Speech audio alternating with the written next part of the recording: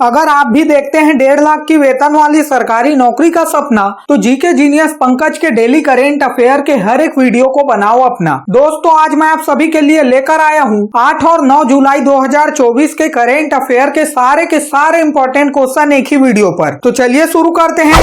आज का पहला सवाल आप सभी के स्क्रीन पर है।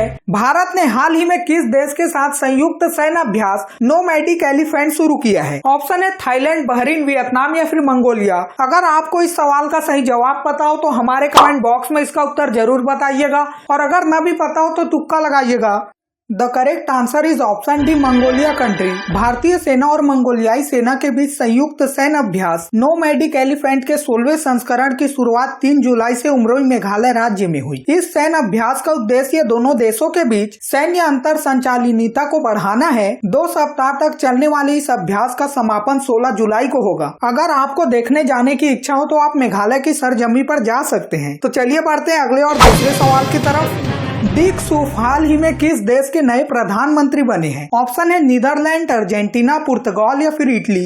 उत्तर है ऑप्शन है नीदरलैंड। नीदरलैंड के पूर्व खुफिया प्रमुख डिक सूफ ने हाल ही में नीदरलैंड के नए प्रधानमंत्री के रूप में शपथ ली है। 67वें वर्षीय डिक सूफ ने मार्क रूट का स्थान लिया है, जिन्हें हाल ही में नाटो का अगला महासचिव बनाया गया है। भारतीय प्रधानमंत्री नरेंद्र मोदी जी ने भी डिक सूफ को बधाई दी है। तो अगला और तीसरा सवाल है, हाल ही में किस भारतीय राज्य में 41,000 वर्ष पुराना शुतुरमुर्ग का घोंसला खोजा गया है? ऑप्शन है कर्नाटक, आंध्र प्रदेश, तेलंगाना या फिर तमिलनाडु। उत्तर है option B, Andhra Pradesh. MS विश्वविद्यालय वडोदरा के देवरा अनिल कुमार सहित पुरातत्वविदों की एक टीम द्वारा आंध्र प्रदेश के प्रकाशम शहर में 41,000 वर्ष पुराने शुतुरमुर्ग के घोंसले की खोज की गई है। इस घोंसले की चौड़ाई 9-10 फीट थी और मूलतः इसमें 9 से 11 अंडे रखे जाते थे। हालांकि इसमें एक समय में 30-40 अंडे रखने की क्षमता थी, लेकिन ये सब हम जानकर क्या करेंगे। यह खोज 41,000 वर्ष पूर्व दक्षिण भारत में शुतुरमुर्गों की उपस्थिति को सिद्ध करती है, जिससे इस क्षेत्र में प्रागैतिहासिक जीवन को समझने में सहायता मिलेगी। तो चलिए बढ़ते हैं अगले और चौथे सवाल की तरफ। T20 विश्व कप में भारत की जीत के बाद नंबर 1 T20I ऑलराउंडर कौन बने हैं? ऑप्शन है हार्दिक पांड्या, अक्षर पटेल, रविंद्र जडेजा या फिर शिवम दुबे।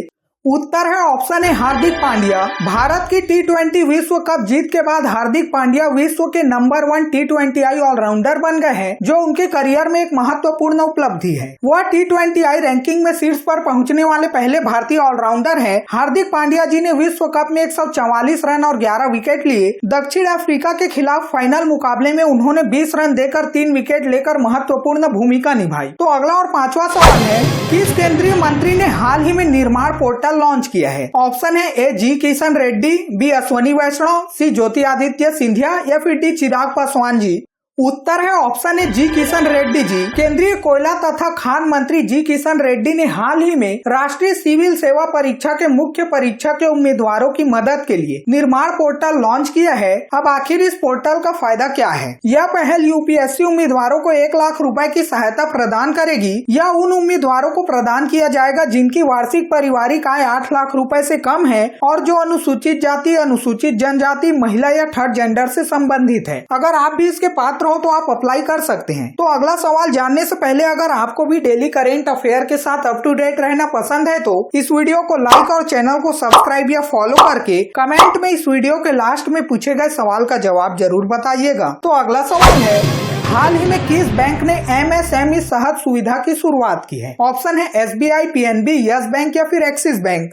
उत्तर है ऑप्शन है SBI। State bank of India ने हाल ही में अपने ग्राहकों के लिए MSME सहज सुविधा की शुरुआत की है। इसकी मदद से बैंक के ग्राहक 15 मिनट से भी कम समय में अपने GST पंजीकृत बिक्री चालान के खिलाफ 1 लाख तक का वित्त प्राप्त कर सकते हैं। और अगर बात की जाए स्टेट बैंक ऑफ इंडिया की चेयरमैन की, तो SBI के चेयरमैन का नाम है दिनेश खारा जी। तो अगला और 7वां सवाल आप सभी के स्क्रीन पर है, राष्ट्रीय चिकित्सा आयोग का अध्यक्ष किसे नियुक्त किया गया है? ऑप्शन है A doctor BN Gangadhar, B Arun Puri, C Rajiv Sinha या फिर डी आनंद विश्वनाथ जी को।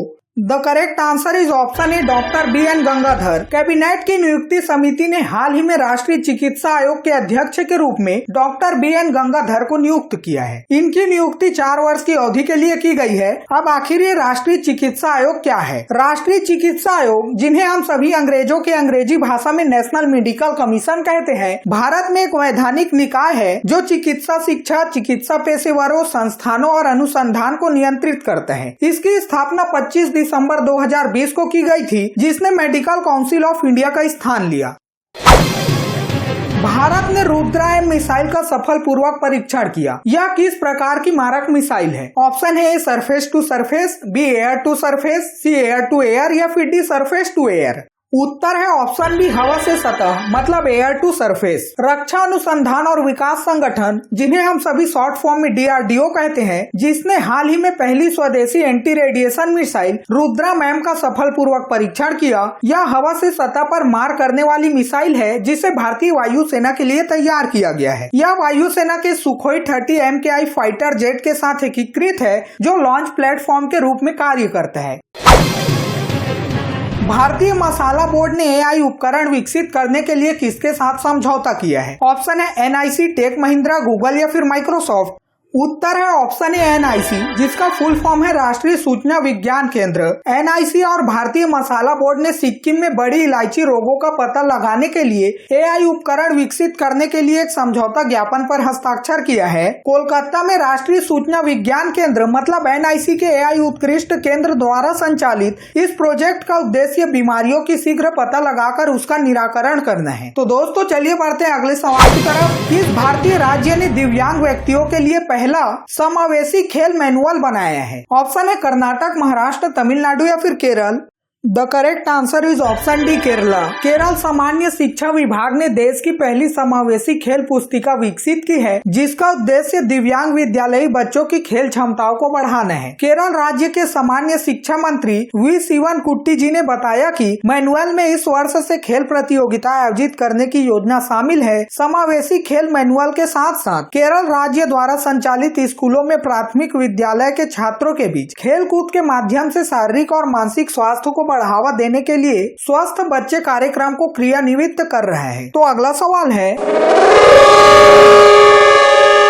बजर बजने के कारण आज की प्रश्नोत्तरी यहीं पर समाप्त करनी पड़ेगी। उससे पहले चलिए जानते हैं कल के सवाल का सही जवाब क्या था। कल के सवाल का सही जवाब है ऑप्शन बी अस्ताना सिटी। संघाई सहयोग संगठन शिखर सम्मेलन 2024, जिसे अंग्रेजी में संघाई कोऑपरेशन ऑर्गेनाइजेशन समिति 2024 कहा जाता है, जिसका आयोजन हाल ही में अस्ताना सिटी में किया जा रहा है। तो दोस्तों चलिए देखते हैं आज का सवाल क्या है। नाथों के नाथ भगवान जगन्नाथ की रथ यात्रा में तीनों देवताओं को जगन्नाथ मंदिर से किस मंदिर में ले जाया जाता है? ऑप्शन है गुंडीचा मंदिर, केदारनाथ मंदिर, महाकाल मंदिर या फिर बांके बिहारी जी के मंदिर में। अगर आपको इस सवाल का सही जवाब पता हो तो हमारे कमेंट बॉक्स में इसका उत्तर जरूर बताइएगा, और अगर न भी पता हो तो तुक्का तो लगाइएगा। कल सुबह 6 बजे फिर मिलते हैं, तब तक के लिए बाय बाय। जय हिंद, जय भारत।